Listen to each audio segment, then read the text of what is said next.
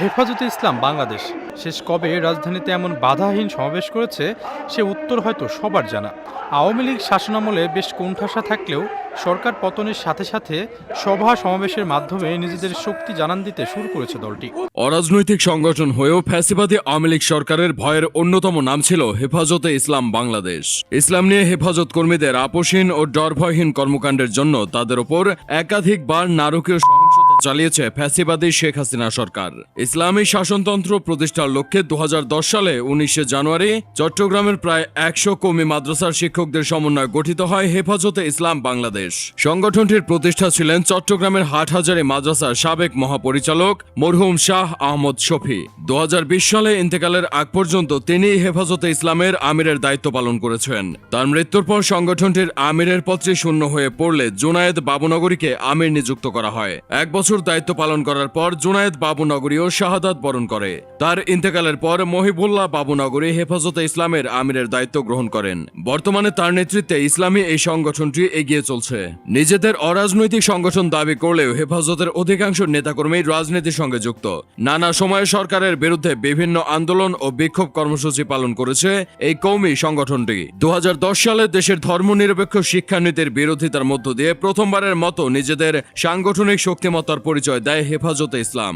তাছাড়া 2011 সালে সর্বক্ষেত্রে নারী ও পুরুষের সম অধিকার নিশ্চিতের লক্ষ্যে গঠিত নারী উন্নয়ন নীতির ঘোর বিরোধিতা করেছিল হেফাজতের নেতারা। তবে হেফাজতে ইসলাম গোটা দেশের টক অব দ্য টাউনে পরিণত হয়েছিল 2013 সালের মে মাসে। ইসলাম ধর্ম ও মহানবীকে নিয়ে কটূক্তিকারীদের বিচার, নারী পুরুষের অনৈতিক মেলামেশা বন্ধ এবং ইসলাম বিরোধী নীতি বাতিল সহ 13 দফা দাবি নিয়ে শাপলা চত্বর ঘেরাও করেছিল হেফাজতে ইসলামের লাখ লাখ কর্মী। ইতিহাসের পাতায় যা হেফাজতে ইসলামের শাপলা চত্বর বিক্ষোভ নামে পরিচিত।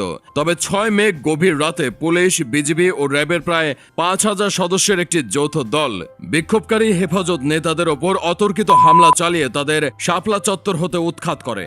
হেফাজতের শীর্ষ নেতাদের ভাষ্যমতে শাপলা চত্বরের নিরাপত্তা বাহিনীর সেই অভিযানে হাজার হাজার হেফাজত কর্মীকে নির্মমভাবে হত্যা করা হয়। তাদের মরদেহগুলো আবর্জনা ট্রাকে করে ফেলে দেওয়া হয়ে আসে ঢাকার বাইরে।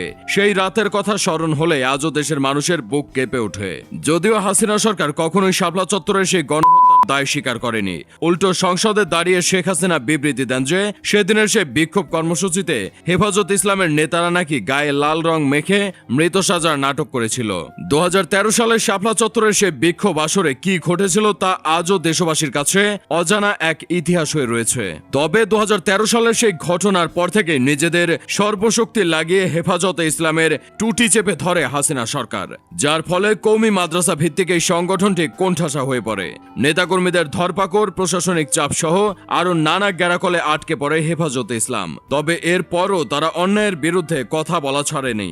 2021 সালে ভারতের প্রধানমন্ত্রী নরেন্দ্র মোদীর আগমনের বিরোধিতা করে তারা আরও একবার দেশ জুড়ে বিক্ষোভ ও আন্দোলনের ডাক দেয়। সেবার হাসিনার অনুগত নিরাপত্তা বাহিনীর আগ্রাসনের সংগঠনটির প্রায় 17 জন নেতাকর্মী মারা যায়। তাছাড়া শত সংকট, শত ক্ষত কাটিয়ে উঠে আপন উদ্যমে এগিয়ে চলেছে দেশের অন্যতম বৃহৎ ইসলামিক সংগঠন হেফাজতে ইসলাম। ভিডিওটি ভালো লাগলে আমাদের ইউটিউব চ্যানেলটি সাবস্ক্রাইব করে পাশেই থাকুন।